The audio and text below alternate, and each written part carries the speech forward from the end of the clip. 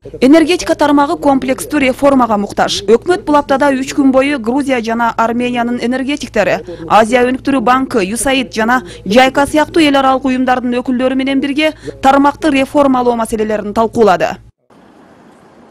Ийгиликтүү реформадан кийин Тбилиси түнкүсүн күндүзгүдөй жарык шаарга айланды. Конференцияга Грузиянын мурунку энергетика министри Ника Глаури катышып, өз кеңештерин берип, тажрыйба бөлүштү. Анын айтымында Грузияда 2003-жылы абал азыркы Кыргызстандыкынан да оор болуп, энергетикадагы жоготуулар 50%га жетип турган. Грузиялык энергетиктер ийгиликке коррупциянын тамырын кыркуу, тарифтерди 2 эсеге жогорулатуу жана мыйзамдарды өзгөртүү менен жеткен. В Кыргызстане ситуация намного лучше, чем была в Грузии в третьем. Комплекстүү реформа өткөрдүк. АКШдан мыкты адистерди алып келип, менеджментти жакшырттык. Алар баарын ордуна койду. Экинчиден, электр кубатын уурдагандарды айоосу өчүрүп жаттык. Маселен, бир госпиталь өзүнө берилген электр энергияны тымызын башкаларга саткан. Ошол эле метро жетекчилери да атайын схема менен сатып турган. Алардын уурлугу билингенден кийин кызматтан алынып соттолду. Өчүрүп салгандан кийин элде андай кылбаш керек экендигин түшүнүп калды.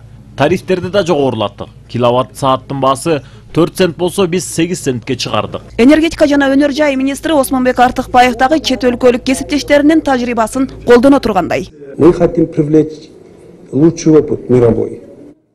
Биз энергия тармагында башкарууну жакшыртуу үчүн чет өлкөдөн менеджер адистерди алып келели деп жатабыз. Аны менен катар электр энергиясын уурдагандарга катуу чара көрүү, мыйзам базасында катуулатууну сунуштайбыз.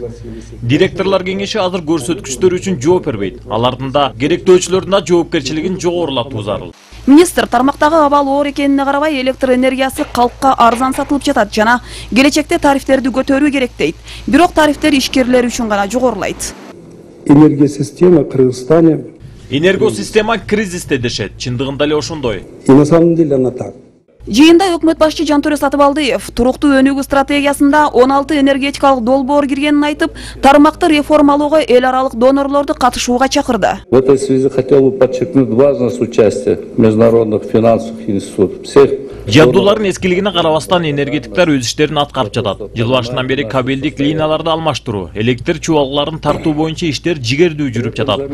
Бирок азырынча энергетикада мурдагыдай эле көп көйгөй бар жана ал ири өнүгүүнү талап кылат. Энергетика тармагы өлкөнүн бюджетин түзгөн тармактардын бири. Донорлордун жардамы менен энергетика системасын реформалоо тездетилет деп ишенем. Бирок айрым серепчилер тарифтерди көтөрүүнүн кажети жоктугун жана учурдагы баа менен деле энергетиканы кирешелүү тармакка айлантуу мүмкүн экенин айтууда. Тендерлерди таза, айкын өткөзүшөбүз. Андай болуп атат. Баягы мурунку эле мыйзам бузуулар, коррупциончулар бүгүнкү чейин уланып атат. Электр энергиясын уурдагандарды жана аларга көмөктөшкөндөрдү кылмыш жоопкерчилигине тартуу үчүн мыйзамдарды өзгөртүү демилгесин министрлик 10 жылдан бери көтөрүп келет. Мурда 40%га жеткен жоготуулар быйыл 16%га чейин түштү. Адистер андай жоготууларды коррупция менен гана түшүндүрөт. Анткени айрым ортомчулар 1 киловатт саатты 28 тыйындан алып 1 сомдон сатат. Андан миллиондогон доллар бюджетке түшпөй калууда. Ортомчуларга мындай артыкчылык берген атка минерлер өз напсисин өздөрү жеңмейин, энергетика рентабелдүү боло албайт. Написано, что себестоимость. Тариф саясатын 10 жылдан бери талкууга алып аягына чыга албадык. Ушул күнгө чейин тариф иштелип чыга элек. Энергетика министрлиги кырдаалдан чыгуу үчүн тарифти көтөрүү керектигин айтат. Ошол эле маалда монополияга каршы күрөшүү агенттиги тарифти жогорулатуунун кажети жоктугун айтууда. Чындык каерде? Кимисине ишүүнүгө болот. Азыр министрликтин департаменти 1 сом 24 тыйын деп жатат. 2007 жылы Бакиевдин стратегиясында да 1 сом 25 тыйын деп жазылган. 8 жылдын ичинде эмне 1 тыйынга гана арзандадыбы? Мында анализ кылбай туруп көчүрүп алышат деген ой келет. Кайчы пикирлердин пайда болгонунун себеби чынында тариф так эсептелбегенде ар түрдүү мекемеге ар кандай көрсөткүч берип, 2А стандарт менен отчеттор түзүлөт. Бул ишенбөөчүлүктү күчөтөт. Ошондуктан маалыматтарды так даярдап, анан коомдук талкууга алып чыгуу керек. Борбор Азиянын суу энергетикалык ресурстарын колдонуу институтунун жетекчиси Эрнест Карыбековдун билдирүүсүндө ГЭСтен чыккан 1 киловатт сааттын баасы 8-9 тыйын, аны түндүккө алып келүү 18 тыйын, салык менен жоготуулар, насыя менен башка чыгымдарды кошкондо 96 тыйындан айланат дейт эксперт. Жана 1 киловатт саатты 1 сомдон сатканда таза пайда жылына 300-500 миллион сом болот. Тармак кирешесиз дегенге Үмбөт Алиев да баш чайкайт. Орто эсеп менен 1 сомдон сатсак, 1 киловатт электр энергияны Эмне үчүн ушу тиги компаниялар бүгүнкү чейин ушундай оор акыбалда? Азыр билесиңер баягы чоң энергия компаниялар чыгашуу болуп атат. Банкрот болуп, өзүнүн акчасы жетпей, ушу азыр Минфинден субсидия сурап атат. Электр жарыгынын баасын жогорулатууга өкмөт барбай турганын айткан премьер Жантөре Сатыбалдыев кышта свет өчүп газ берүү үзгүлтүккө учураса, тийиштүү жетекчилер жоопкерчиликке тартылат дейт. 5000 ватт бай, бул 5000 киловатт деген сөздө 5000 ватт көрсөтүп атат. Реформалоонун дагы бир ыкмасы акылдуу эсептегичтерди орнотуу. Быйыл 15 миңдей, келерки жылы 120 миң, бара-бара 750 миң даана жаңы эсептегич орнотулат. Бишкектин Кызыл Аскер, Арча Бешик, Ак Өргөй жана Чоң Арык конуштарында 5 миңдей эсептегич коюлду.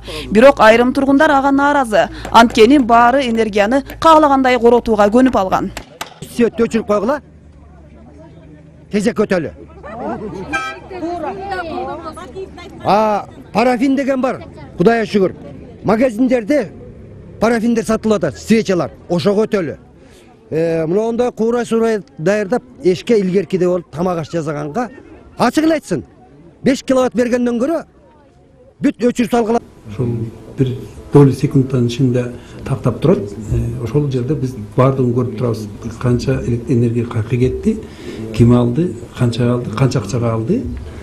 Анан каерден жоготуу болду. Бул өтө чоң, күчтүү система. Анан аркасынан оңдоп түзөп, дагы башкача урдоо иштерин жүргөнгө жоготу турган нерсе. Түндүк электрдин директорлор кеңешинин мүчөсү Сапарбек Аргынбаевдин билдирүүсүндө 26 гана коммерциялык ишканага акылдуу эсептегич орнотулгандан кийин 1 айдын ичинде 1 миллион сом кошумча түштү. Мурда айына 1000 сомдон гана төлөп келген кафелер эми 50-60 миң сомдон төлөп калды. Ошо электр энергия урдагандар көбүнчө каршы чыгып атат. Чындыгында мен ушу биринчи этапта ошо толугу менен ушу акылдуу счетчиктерди биринчиден ресторандарга, кафелерге, сауналарга, баягы чоң тиги хан сарайларга коюш керек эле. Для промышленных объектов сөзсүз өндүрүш ишканаларына да коюлат. Алар үчүн да атайын эсептегичтер даярдалууда. Тармакты реформалоо боюнча эл аралык конференция жемиштүү болгонун министр Артыкбаев билдирет. Жыйынтыгында энергетикадагы нормативдик укуктук базаны жакшыртуу, тармакка инвестиция жана жаңы технологияны тартуу жана эл аралык донорлор аркылуу финансылык колдоо көрсөтүү, социалдык жагдайды эске алып, орто мөөнөттүү тариф саясатын иштеп чыгуу, реформалоо боюнча конкреттүү чараларды көрүү тууралуу резолюция кабыл алынды. Азия өнүктүрүү банкы Кыргыз өкмөтү менен кызматташып 100 миллион доллар менен долбоорго жардам беребиз. Биздин инвестиция 2 багытта болот. Ошондой эле 6 компанияга эл аралык стандартта иштөөгө көмөк көрсөтөбүз.